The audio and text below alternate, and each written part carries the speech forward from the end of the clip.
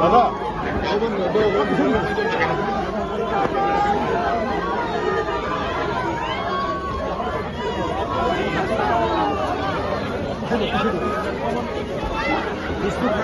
খালি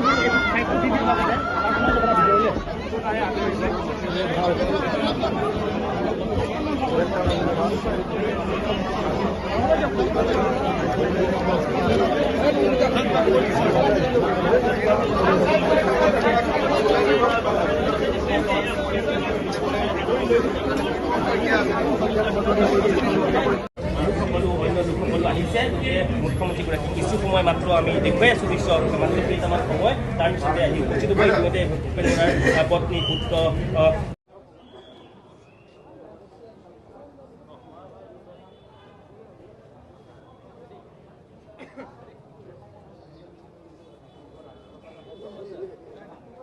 হৈছে মুখ্যমন্ত্ৰীগৰাকী আহিব আৰু ইতিমধ্যে আদৰণি জনাবৰ কাৰণে তেওঁলোকে ইয়াত সাজু হৈ আছে আমি ভূপেন বৰাক দেখিছোঁ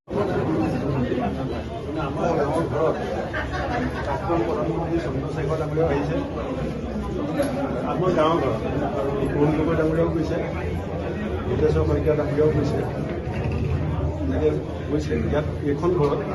প্ৰথম আহিছে মুখ্যমন্ত্ৰী কিন্তু বাহিৰত এটা যথেষ্ট সংখ্যক লোকে ভিৰ কৰিছে এই মুখ্যমন্ত্ৰীগৰাকীক চাবৰ কাৰণে আপোনাৰ ভৱিষ্যতৰ ৰাজনীতি কি হ'ব সকলোবিলাক উৎকণ্ঠাৰে বাট চাই আছে আপুনি এই মুহূৰ্তত চমুকৈ কি বাৰ্তা দিব বিচাৰিব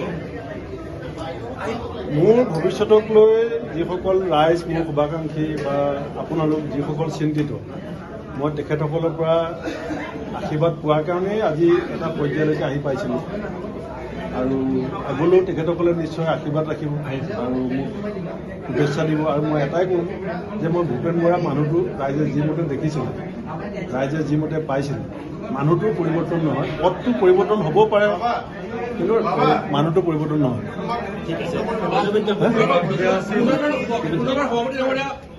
কি কৈছা